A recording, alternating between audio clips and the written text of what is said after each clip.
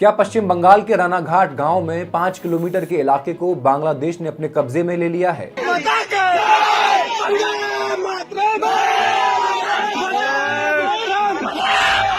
चीन तो चीन, अब बांग्लादेश भी हमें आंख दिखाने लगा है।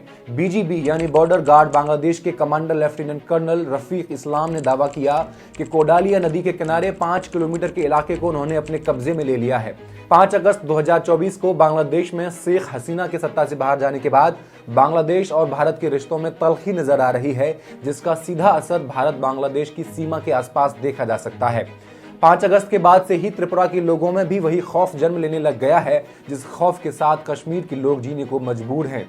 बांग्लादेश के साथ असम, मेघालय, मिजोरम और त्रिपुरा की कुल 1879 किलोमीटर लंबी अंतर्राष्ट्रीय सीमाएं हैं। इन 4 राज्यों में त्रिपुरा के साथ 856 किलोमीटर का सबसे बड़ा बॉर्डर है। त्रिपुरा के केवल उनाकोटी जिले में ही 73 किलोमीटर का अंतर्राष्ट्रीय बॉर्डर लगता है, जहां 15 से ज्यादा गांव ऐसे बसे हैं जिनकी सीमाओं पर फेंसिंग कर दी गई है, यानी कि बाड़ लगा दी गई है। आने जाने पर बीएसएफ चेक पोस्ट पर आईडी दिखाकर एंट्री दी जा रही है। फेंसिंग के बाद बांग्लादेश के गृह मंत्रालय की तरफ से कहा गया कि बांग्लादेश अपनी सीमा पर किसी को कोई जगह नहीं देगा। भारत को बांग्लादेश भारत सीमा पर जीरो लाइन के 150 गज के भीतर डिफेंस से जुड़ा कोई भी काम करने की अनुमति भी नहीं दी जाएगी। बांग्लादेश की सख्ती की वजह से बीएसएफ को 3 जिलों में 5 सीमाओं पर अपना काम रोकने के लिए मजबूर होना पड़ गया। सरहदों पर तनाव की वजह क्या है? स्मगलिंग कितने बड़े स्तर पर की जा रही थी, इसे लेकर अब तक कितनी मीटिंग हुई है, उनमें क्या कुछ रहा? बांग्लादेश के सेना प्रमुख के बयान के क्या क्या मायने निकाले जा सकते हैं? भारतीय विदेश नीति जिसका डंका बज रहा है, जो सिर्फ कुछ लोगों को ही सुनाई देता है, उस विदेश नीति का पूरे इस मामले पर क्या रुख है? क्या पाकिस्तान और चाइना बॉर्डर जैसी सिक्योरिटी अब हमें बांग्लादेश बॉर्डर पर भी लगानी होगी? फैक्ट्स एंड फिगर्स के इस एपिसोड में I will explain.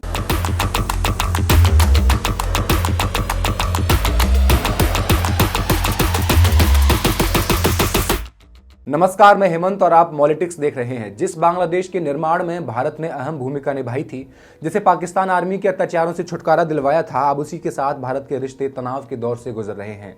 Sheikh Hasina के भारत में शरण ले लेने के बाद दोनों देशों के बीच गहमा गहमी चल रही है। बांग्लादेश में हिंदू अल्पसंख्यकों पर हिंसक हमले बढ़ रहे हैं। इन दिनों एक नया विवाद भारत और बांग्लादेश की सीमा को लेकर छिड़ गया है। दरअसल बांग्लादेश को इंडिया लॉक्ड मुल्क कहा जाता है, क्योंकि इसकी 94% बाउंड्री भारत से लगती है, यानी बांग्लादेश लगभग चारों तरफ से भारत से घिरा हुआ है। भारत और बांग्लादेश के बीच कुल 4156 किलोमीटर लंबी सीमा है। भारत सरकार ने सेंट्रल पब्लिक वर्क कमीशन की मदद से 4156 किलोमीटर में से 3271 किलोमीटर पर बाड़ लगा दी है। 885 किलोमीटर अभी बाकी है। पश्चिम बंगाल की मालदा डिस्ट्रिक्ट के कालियाचक इलाके में जो बॉर्डर लगता है, वहां फेंसिंग शुरू हुई तब बीजीबी यानी बॉर्डर गार्ड बांग्लादेश को इस पर गहरी आपत्ति हुई। बीजीबी बांग्लादेश बॉर्डर पर बांग्लादेश की सुरक्षा करता है, जबकि बीएसएफ भारत की सुरक्षा में रहता है। बीजीबी का कहना था कि इस इलाके में फेंसिंग का काम चल रहा है, वो बांग्लादेश की सीमा के भीतर किया जा रहा है, जबकि बीएसएफ का कहना था कि यह क्षेत्र बीएसएफ के साउथ बंगाल फ्रंटियर के अंतर्गत आता है, जो कि भारतीय सीमा के भीतर है। भारत सरकार को ऐसा इसलिए करना पड़ा ताकि स्मगलिंग को रोका जा सके। जब तक ये फेंसिंग नहीं थी, तब तक बांग्लादेश से लोग भारत आ जा सकते थे, लेकिन अब ये आवागमन बंद हो गया है। दोनों तरफ बातचीत की गई और ये साफ किया गया कि जो भी कुछ अनबन हुई वो एक मिसअंडरस्टैंडिंग की वजह से हुई थी। लेकिन बात यही नहीं रुकी है। जिस वक्त फेंसिंग के काम को बीजीबी रोकने की कोशिश कर रहा था, उस वक्त बांग्लादेश के आम नागरिक बीजीबी के सपोर्ट में आने लगे थे। ये सब देखते हुए भारतीय आम लोग भी बॉर्डर पर बीएसएफ के सपोर्ट में पहुंचने लगे और दोनों तरफ से खूब नारेबाजी की गई।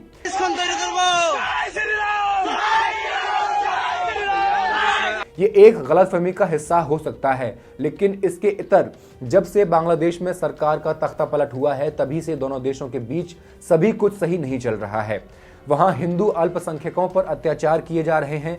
इसी बीच इन्फिल्ट्रेशन का भी खतरा बना हुआ है, जिसके मद्देनजर ये फेंसिंग किया जाना बहुत जरूरी लग रहा है।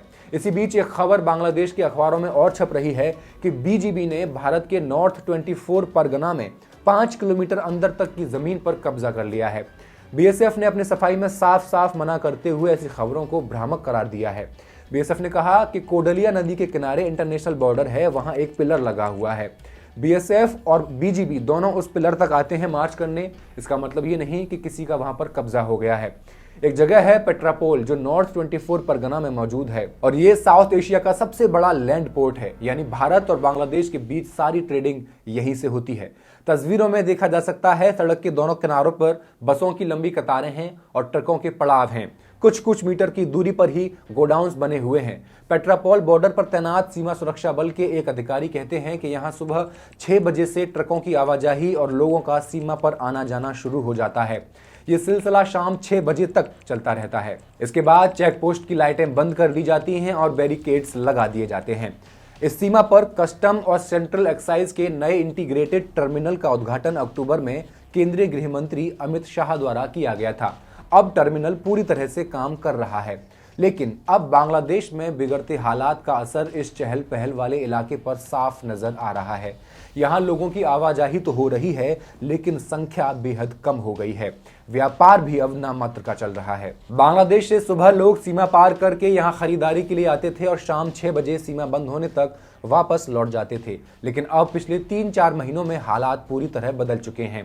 थोक और खुदरा व्यापारियों के साथ साथ व्यावसायिक वाहन चालकों की आजीविका पर भी गहरा असर पड़ा है। इन हालातों ने इस पूरे क्षेत्र की आर्थिक गतिविधियों को ठप कर दिया है और बांग्लादेश से व्यापार पूरी तरह बंद करने के नारे जोर शोर से गूंज रहे हैं। पेट्रापोल के लोग, खासतौर पर वो हिंदू हैं जिनके रिश्तेदार बांग्लादेश में रहते हैं, वो काफी चिंतित हैं। बांग्लादेश में हालात बिगड़ने के बाद भारत सरकार अब केवल चिकित्सा के लिए आने वाले लोगों को ही वीजा दे रही है, लेकिन ऐसे मरीजों की संख्या भी लगातार अब कम होती जा रही है।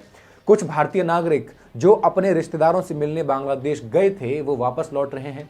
बांग्लादेश में बिगड़ती परिस्थितियां और हिंदुओं पर हो रहे हमलों के कारण अब भारत में रहने वाले हिंदू अपने रिश्तेदारों से मिलने वहां नहीं जा रहे और उनके रिश्तेदार भी यहां आने से कतरा रहे हैं। पेट्रापोल में रह रहे हिंदुओं की चिंता इस वजह से भी बढ़ गई है क्योंकि देश के बंटवारे के बाद उनके कई रिश्तेदार बांग्लादेश की सीमा से सटे इलाकों में ही रह गए।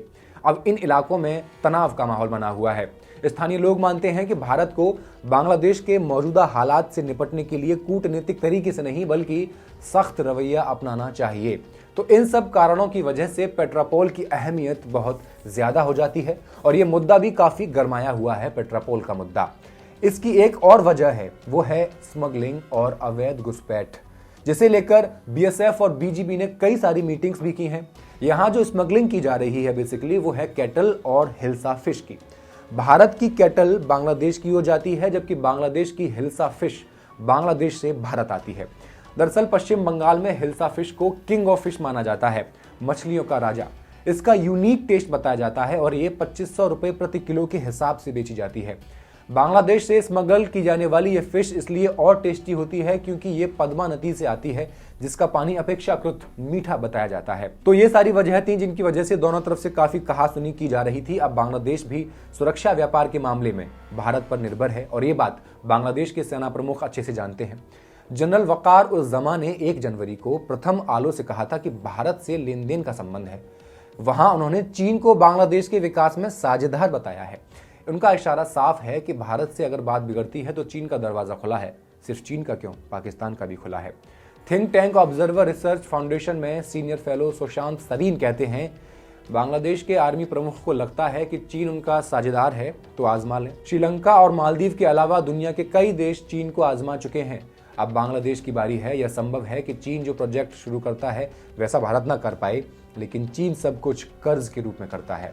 बांग्लादेश अगर ये सोचता है कि भारत की भरपाई चीन कर सकता है तो ये उसका गलत आंकलन है। चीन किधर से बांग्लादेश जाएगा? म्यांमार से जा सकता है, लेकिन वहां तो पहले से ही खून खराबा जारी है। सरीन आगे कहते हैं कि भारत को इससे दिक्कत नहीं है कि बांग्लादेश किससे करीबी बढ़ाता है और पाकिस्तान से भी करीबी बढ़ाने के लिए स्वतंत्र है, लेकिन भारत की चिंता ये रहती है कि बांग्लादेश की जमीन का इस्तेमाल भारत के खिलाफ न हो। कई लोग मानते हैं कि बांग्लादेश में अंतरिम सरकार का चेहरा भले मोहम्मद यूनुस हैं, लेकिन सत्ता की असली कमान फौज के पास है। तो इस बात से भी मुंह नहीं मोड़ा जा सकता कि बांग्लादेश कई तरह से भारत पर निर्भर है। फाइनेंशियल ईयर 2023-24 में भारत और बांग्लादेश का द्विपक्षीय व्यापार 13 अरब डॉलर का था और बांग्लादेश ने लगभग 11 अरब डॉलर का इंपोर्ट किया था। बांग्लादेश का एक्सपोर्ट महज 1.85 अरब डॉलर का था, यानी बांग्लादेश का व्यापार घाटा 10 अरब डॉलर से ज्यादा का है। बांग्लादेश के सेना प्रमुख ने यह भी कहा है कि यहाँ से लोग बड़ी संख्या में इलाज कराने भारत जाते हैं। यानी जनरल वकार उज़्ज़मा कहना चाह रहे हैं कि भारत को इससे आर्थिक फायदा होता है। बांग्लादेश के अखबार प्रथम आलो की रिपोर्ट के अनुसार हर साल 20 लाख से ज्यादा बांग्लादेशी इलाज के लिए भारत जाते हैं। बांग्लादेशी भारत में इलाज के लिए हर साल 500 अरब टका खर्च करते हैं। टका बांग्लादेश की करेंसी है।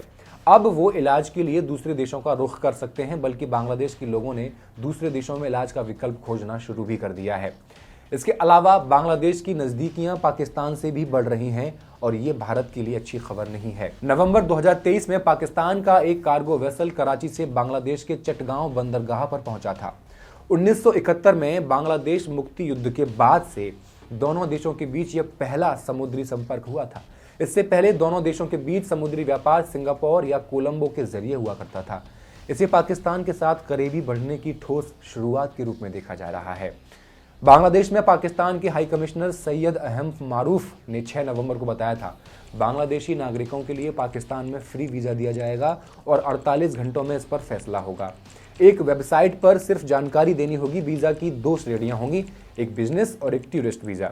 यात्रा करने वालों को सिर्फ वापसी का टिकट और जहां रुकना चाहते हैं वहां की जानकारी देनी होगी। पाकिस्तान और बांग्लादेश के बीच 2023 में द्विपक्षीय व्यापार 80 करोड़ डॉलर का था। चटगांव और मोंगला बांग्लादेश के 2 बड़े बंदरगाह हैं और ये दोनों ही पाकिस्तान के लिए 50 साल से दूर रहे।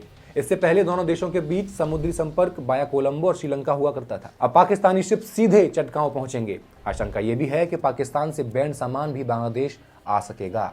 दोनों देशों के बीच हवाई सेवा नहीं है। दोनों देश फ्लाइट सर्विस शुरू करने की बात कर रहे हैं, लेकिन इसके लिए भारत की सहमति भी जरूरी होगी, क्योंकि भारत के हवाई क्षेत्र इस्तेमाल किए बिना यह संभव है ही नहीं। बांग्लादेश में निवेश का चीन भी सबसे बड़ा सोर्स है। बांग्लादेश चीन की बेल्ट एंड रोड इनिशिएटिव का हिस्सा भी है। चीन ने बांग्लादेश में 7 अरब डॉलर का निवेश किया है। साल 2023 में चीन ने बांग्लादेश में 22 अरब डॉलर का निर्यात किया था। कहा जा रहा है कि भारत और बांग्लादेश में तनाव का सबसे ज्यादा फायदा चीन और पाकिस्तान को होगा और भारत की विदेशों में डंका बजने वाली लफाजी का पोस्टमार्टम कर दिया जाएगा। आपका विचार क्या है, हमें कमेंट सेक्शन में लिखकर जरूर बताएं और मॉलिटिक्स को सब्सक्राइब कर दें। शुक्रिया।